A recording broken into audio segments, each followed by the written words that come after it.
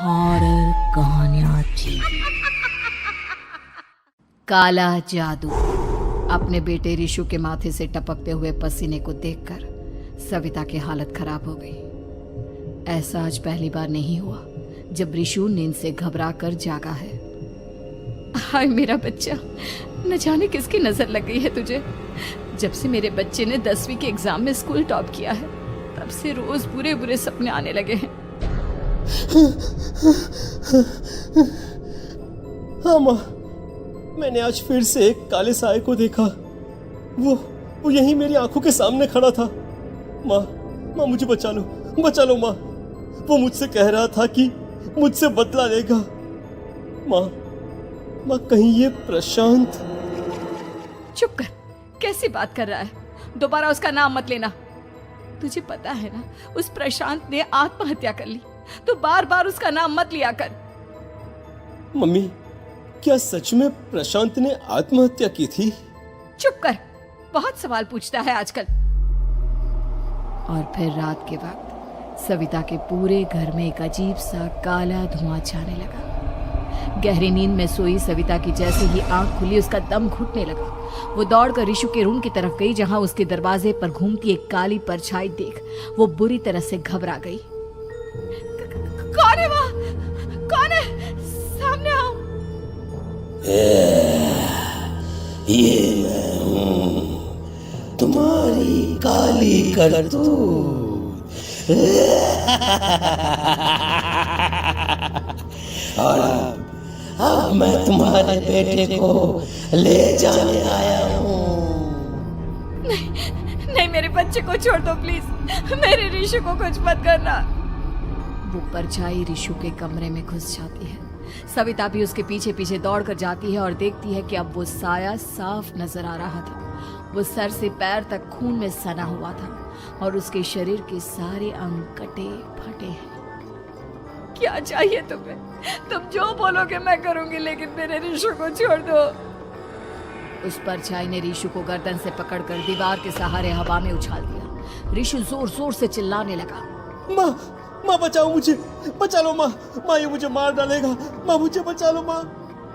नहीं ऐसा मत करो। मुझे मार दो लेकिन मेरे बच्चे को छोड़ दो। मैं तुम्हारे आगे हाथ जोड़ती हूँ। वो परछाई रिशु को जमीन पर गिरा देती है और अचानक वहां से गायब हो जाती है। रिशु, मेरा बच्चा, तू ठीक तो है ना? कुछ बोल बेटा, क्या हुआ है तुझे? मैं ठीक हूँ माँ। क्या हुआ था यहाँ पर? कुछ नहीं बेटा, कुछ नहीं। तू परेशान मत हो। हम कल ही गांव के बाहर जो तांत्रिक महाराज रहते हैं उनके पास चलेंगे। ठीक है माँ, हम जल्द ही उनके पास चलेंगे। मुझे बहुत डर लग रहा है माँ। ये बार बार मुझे डरावने सपने आना, ये सब हमारे साथ क्यों हो रहा है माँ? अगले दिन सविता अपने बेटे रिशु को लेकर गांव के बाहर तांत्रिक के पास जाती है। जिस जगह पर तांत्रिक रहा करता था वो जगह बहुत डरावनी थी। चारों तरफ कंकाल और खूब भूतियां नजर आ रही थी। गांव से दूर वीराने में उस जगह पर जोर से आंधी चल रही थी। रिशु ने डर कर अपनी माँ का हाथ पकड़ लिया। माँ मुझे बहुत डर लग रहा है। ये कैसी जगह है? देख बेटा, हमारे साथ जो कुछ भी हो रहा है उसका इलाज सिर्फ और सिर्फ ये तांत्रिक महाराज ही बता सकते हैं। अब यही है जो हमें प्रॉब्लम से बाहर निकाल सकते हैं। जैसे ही सविता और रिशु तांत्रिक की झोपड़ी के अंदर पहुंचे, वहां का नजारा देखकर उनकी आंखें फटी की फटी रह गई। तांत्रिक की झोपड़ी के अंदर कई सारे लोग अपनी गर्दन घुमा घुमा कर जोर जोर से चीख रहे थे। कौन हो तुम और यहाँ क्यों आई हो? महाराज, मेरे बेटे को कुछ दिनों से एक डरावनी काली परछाई नजर आती है और कल रात उसने मेरे बेटे पर हमला भी कर दिया।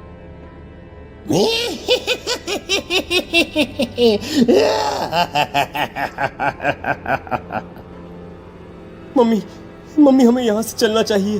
ये जगह मुझे ठीक नहीं लगती। नहीं बेटा, ऐसा नहीं कहते। रुक जाओ, 2 मिनट के लिए रुक जाओ।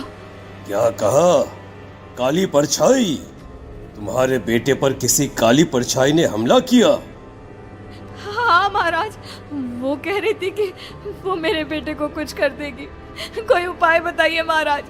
मेरे बेटे के साथ कुछ गलत नहीं होना चाहिए। तुमने किसी दूसरे के साथ गलत किया है तो तुम्हारे साथ भी गलत होकर ही रहेगा। तुमने किसी की जान ली है, किसी को मार डाला है तुमने। नहीं महाराज, मैंने ऐसा कुछ नहीं किया। मैंने किसी की जान नहीं ली। मुझे कोई उपाय बताइए। लगता है तुम इतनी आसानी से नहीं मानोगी। मैं तुम्हें अभी उस काली परछाई से मिलवा देता हूँ और वही सारा सच तुम्हारे सामने लेकर आएगा। सविता और ऋषु ने डर के मारे अपनी आंखें बंद कर ली। तभी अचानक तांत्रिक की झोपड़ी में अजीबोगरीब आवाजें गूंजने लगी। सविता और ऋषु बुरी तरह से कांप रहे थे। आंखें खोलो और अपने सामने देखो। क्या यही है वो जिससे तुम कल रात को मिली थी? बताओ मुझे। हाँ, इसने कल रात मेरे बेटे के ऊपर हमला किया था। ये उसी लड़के की भटकती हुई आत्मा है जिसे कुछ दिन पहले तुमने मार डाला था। मम्मी ये महाराज क्या कह रहे हैं? क्या सच में आपने किसी की जान ली है, किसी को मार डाला है? अगर हाँ तो बताइए ना मम्मी, किसको मारा है आपने? किसको? तुम्हारी माँ इतनी आसानी से सच नहीं बताएगी बेटा। इसने एक बच्चे की जान ली है। कहीं उसका नाम प्रशांत तो नहीं महाराज? वो मेरा दोस्त है, मेरा मतलब मेरा पड़ोसी है। सही पहचाना।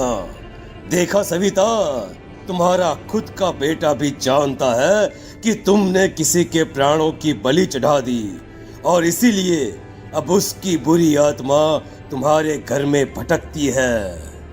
मुझे माफ कर दीजिए महाराज, मुझसे बहुत बड़ी गलती हो गई। प्रशांत हमारे पड़ोसी का बेटा था। हर बार उसके नंबर मेरे बेटे से ज्यादा आते थे और इसलिए मैंने उसके कमरे के बाहर काला जादू किया था, पर मुझे नहीं पता था कि वो मर जाएगा। तुम्हारे उसी काले जादू वाली गुड़िया के अंदर एक बुरी आत्मा थी जिसने उस बच्चे के दिमाग पर बुरा असर कर दिया और उसी की वजह से उस लड़के ने अपनी बालकनी से कूदकर आत्महत्या कर ली। इसकी वजह सिर्फ और सिर्फ तुम हो, तुम। नहीं महाराज, जो कुछ भी हुआ मुझे नहीं पता था कि प्रशांत अपनी जान दे देगा। प्रशांत की आत्मा इस वक्त तुम्हारे सामने खड़ी है, हमसे बात करना चाहती है। बोलो क्या कहना चाहते हो? मैं जीना चाहता था, बड़ा होकर कुछ बनना चाहता था। आपके बेटे से मुझे कोई परेशानी नहीं थी। अरे वो तो मेरा अच्छा दोस्त था। मुझे माफ कर दो बेटा, मुझसे बहुत बड़ी गलती हो गई, मुझे माफ कर दो। माफ करने से मुझे वापस जिंदगी नहीं मिल जाएगी। मेरे माँ बाप आज भी मेरे लिए रोते हैं। आपने मेरे साथ बहुत गलत किया है, बहुत गलत। और तभी अचानक प्रशांत की आत्मा वहां से गायब हो जाती है। सविता जोर जोर से रोने लगती है। सुन लिया तुमने? ये तुम्हारे अपने ही किए हुए पाप हैं जो इस तरह से तुम्हारे सामने आ रहे हैं। माँ, ये आपने अच्छा नहीं किया। सिर्फ 10th बोर्ड के एग्जाम में मैं टॉप कर पाऊं इसलिए आपने मेरे दोस्त के ऊपर काला जादू कर दिया। नहीं मम्मी नहीं, अब हम कभी खुश नहीं रह पाएंगे, कभी नहीं। मेरे दोस्त की आत्मा को कभी शांति नहीं मिलेगी मम्मी, कभी नहीं। लेकिन मैंने जो कुछ भी किया सिर्फ तुम्हारे लिए किया। वो लड़का हमेशा फर्स्ट पोजीशन पर आ जाता था और इस वजह से हमेशा तुम्हारे मार्क्स कम पड़ते थे। मैंने तो सिर्फ उस पर एक छोटा सा काला जादू किया था बेटा। मुझे क्या पता था कि उसका ये नतीजा निकलेगा। जिस गुड़िया को तुमने उस लड़के के कमरे के दरवाजे पर लगाया था, दरअसल उसके अंदर एक बुरी आत्मा का प्रवेश हो गया था, जैसा कि अक्सर काला जादू करते समय हो जाता है। मुझे अपनी गलती का एहसास हो गया है। मैं प्रायश्चित करना चाहती हूँ, आप बताइए मैं क्या करूँ? प्रशांत के घर जाकर उस काली गुड़िया को वहां से निकालकर यहाँ लेकर आओ। मैं उसे आग में जलाकर राख कर दूंगा और उसके बाद प्रशांत की आत्मा को हमेशा के लिए मुक्ति मिल जाएगी। अगली रात सविता चुपचाप अपने पड़ोसी प्रशांत के घर जाती है। प्रशांत के माँ बाप प्रशांत की मौत के बाद उस घर को छोड़कर हमेशा के लिए वहां से चले गए थे। जैसे ही सविता उस घर के अंदर कदम रखती है, उसका सामना अजीबोगरीब हैवानियत से भरी आवाजों से होने लगता है। ऐसा लग रहा था जैसे कोई बुरी तरह से चीख रहा हो। सविता जैसे ही प्रशांत के कमरे के बाहर पहुंचती है, वहां पर लटकी हुई गुड़िया के शरीर से खून टपकने लगता है। ये क्या हो रहा है? इस गुड़िया के शरीर से खून क्यों टपक रहा है? सविता हिम्मत करते हुए उस गुड़िया को वहां से उतारने की कोशिश करती है, लेकिन तभी अचानक से बहुत भयानक दिखने वाली औरत उसकी आंखों के सामने आकर खड़ी हो जाती है। मैं यहाँ से कहीं नहीं जाऊंगी, और अगर तूने मुझे यहाँ से हटाने की कोशिश की तो मार डालूंगी मैं तुझे। नहीं नहीं, मुझे तुम्हें यहाँ से ले जाना ही होगा, नहीं तो मेरा बेटा, उसकी जान को खतरा है। मैं तुम्हें नहीं छोड़ सकती। अगर तुम्हारे अंदर हिम्मत है तो मुझे इस घर से बाहर ले जाकर दिखाओ। और ऐसा कहकर वो औरत सविता के ऊपर हमला कर देती है और उसे हवा में उछाल उछाल कर जमीन पर पटकती है। लेकिन तभी अचानक मौका देखकर सविता अपने हाथ में ली हुई सुई उसके हाथ में चुभो देती है। हाथ में सुई लगते ही वो औरत जमीन पर तड़पने लगती है। ये क्या किया तूने? ये क्या कर दिया? तुझे ऐसा नहीं करना चाहिए था। तांत्रिक ने मुझे कहा था कि तुझसे जीतने का सिर्फ यही एक तरीका है जिससे मैं अपने पापों का प्रायश्चित कर सकती हूँ और अपने बेटे की जान बचा सकती हूँ। और उसके बाद वो डरावनी दिखने वाली औरत एक छोटी सी जादुई गुड़िया में तब्दील हो गई और सविता ने उसे ले जाकर तांत्रिक को दे दिया। तांत्रिक ने जादुई गुड़िया को आग के हवाले कर दिया।